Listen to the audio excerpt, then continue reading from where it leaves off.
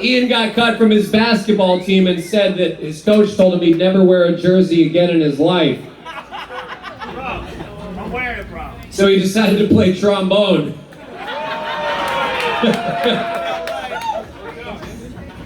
I guess you're on the bench for this tune too, aren't you?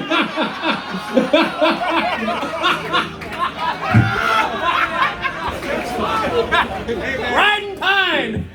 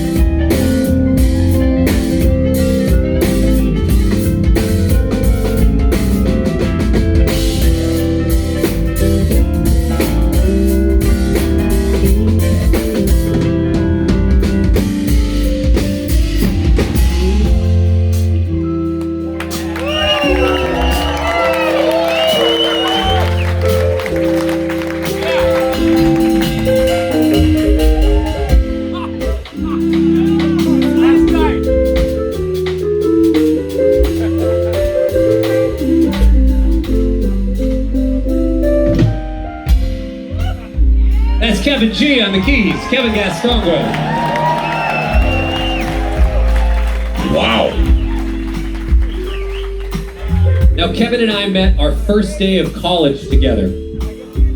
For him, it was his first go-around. For me, it was my second go-around at college. But more about that later. When we met, it was one of those sort of things where it's like, we auditioned for music school, and then they pair up one person of each instrument into an ensemble, and they think that these people are going to play well together by the way that you tested into the school, and they hope that you'll play together for a long time. And here it's been like 15 years. Isn't that insane? Wow. That's crazy. Anyways, when we met, it was at a very formidable time in our lives, and it is the time of our lives that, just similar to any young person at some point in their life, they have to figure out what it is they're meant to do in this world. And for us, it was a very big turning point. It was this thing where we decided that music was our calling, and this is what we are meant to do in this world. And it was fun to be able to, it's been fun to go on that journey together, to see what that means for the both of us, and to be on this journey together, and to be able to just keep doing it. It's been really fun. And as I'm thinking about who's here today, who all of you are, the best way for me to find out who's actually here is Facebook analytics. You would be surprised at how shockingly correct they are. And if the analytics are correct, which I believe them to be so, it would suggest that 70% of you here tonight who responded to this event, who liked the Cory Wong page, 70% of you are creative people, not just as a hobby, but as an occupation. You're a musician, graphic designer, builder of some sort of craftswoman, photographer, whatever, something along those lines. You're a creative person. And typically, the way that creative people put themselves out there in the year 2019 is through the internet. That's how we make ourselves vulnerable, is putting out our art through the internet. And for the other 30% of you, just because you don't define yourself or write on your Facebook page that you are in the creative occupation, doesn't mean that you are any less creative than the other 70% that do. Every person, I believe, is very creative, and we are all creative in different ways. For example, the occupation that gets way less credit than it deserves, and as a matter of fact, the absolute most creative person on my team, the most creative person in my life, is my accountant. Come April 15th, she has written her opus. Year after year, I do not get how she does it, but it is symphony after symphony of write-offs to make this thing work. And it is a beautiful, beautiful thing. But for those of us that are, the 70% of us that do say that this is our occupation and put ourselves out there on the internet, making ourselves vulnerable, what tends to happen is that people have opinions, and that's okay. Sometimes we put ourselves out there and people really like our stuff, and sometimes they don't. These are actual comments on my YouTube videos from the last 6 months. It's okay, don't boom. You don't know what they were going through that day. They took it out on this thing. I know not to take these things personally. They are not saying these about Cory Wong the person. They are saying them about Cory Wong, a marketing guy, or whatever. It is not me as a person. What they are saying is not about me. Although it kind of does hurt when they say, although Wong sucks, this is kind of cool. They wouldn't just let me have it. They had to let me know that I sucked first. That's okay. Now I'm thick-skinned, I can handle it, I'm confident in what I do, and I know that what I'm doing is what I'm supposed to be doing with my life. And thank you.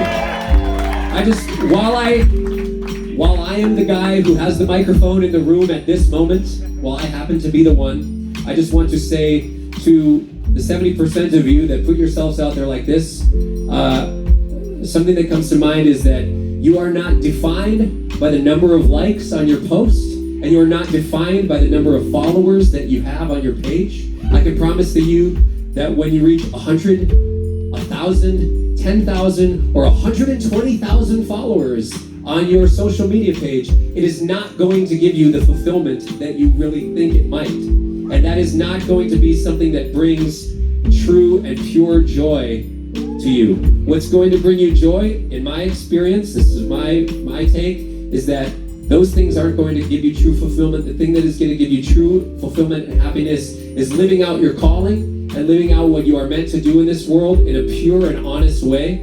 And hopefully that every one of you has a community around you, or people that you've been able to be on the journey with, that you can support both back and forth, and that you find yourself in a place where you're just comfortable being you, because that's who you are. And I want to encourage 100% of you here, don't be a jerk on the internet.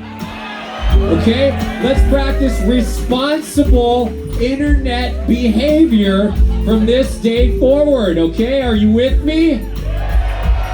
All right, I saw you raise your hand. Keep him accountable next week when he's had a couple drinks and he's comparing his crochets to the other guy on YouTube, okay? When he's tempted to say, oh, your pattern sucks, hold him accountable, okay? Don't let him say it. Okay, we're going to encourage each other and lift each other up. Are you with me? All right.